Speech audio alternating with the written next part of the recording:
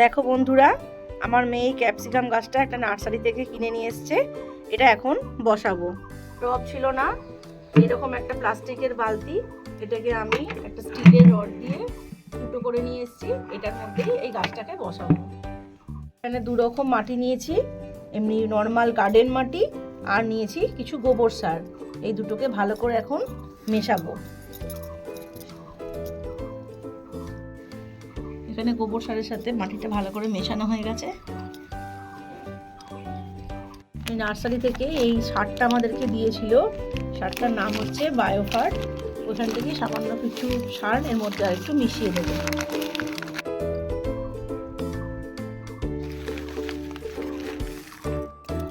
তিনটে জিনিসকে একসাথে খুব ভালো করে মিশিয়ে নেব।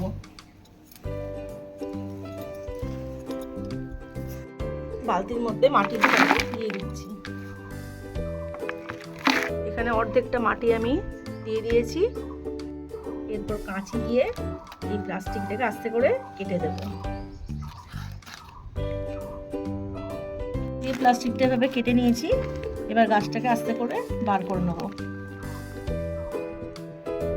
গাছটাকে মাটির মধ্যে ভালো করে বসিয়ে দিচ্ছি। এরপর বাকি মাটিটা এই সাইড দিয়ে দিচ্ছি।